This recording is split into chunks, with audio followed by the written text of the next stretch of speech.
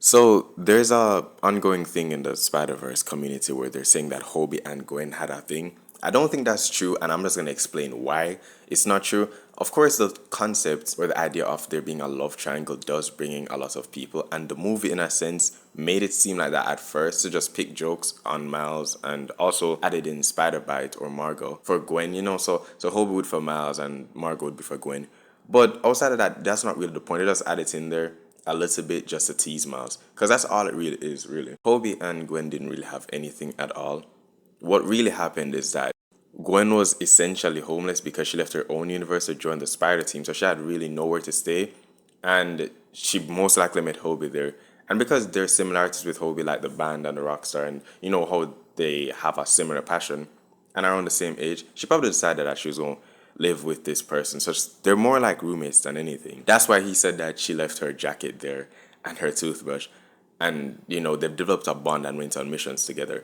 She most likely talks about Miles because when he met Miles, could tell, oh, this is the guy. And then he started poking fun. That's why Gwen was so unsettled and nervous when Hobie was talking about her leaving her jacket and stuff. And she was like, what are you doing? You can't be telling him that, blah, blah, blah. But Hobie, being the mad lad that he is, just says anything. And he really did it just to like tease Miles a little bit to see where he was on the scale of attraction for Gwen or whatever reason he did it. I think that's just him. He's just a very cheeky person. I mean, as he said in his intro, I was bitten by.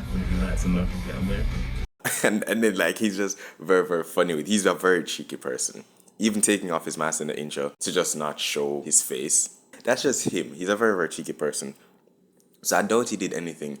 And I think that Hobie's like 19, 20. I doubt he's 20, but I think he's still a teenager. So I'm gonna say he's 19. And Gwen in this movie is 15, so he wouldn't do anything regardless. I think he just views her more of a roommate and like a little sister.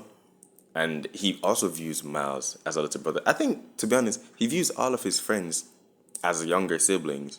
He views Mayday that way as well, and he views Pav that way. Pav being his best friend, probably. Yeah, Pav is probably his best friend, you know. But I think that's just his personality and his character. And he has a lot of respect for Miles, as he was really the only one trying to save him and get him out of this system and trying to help him save his dad.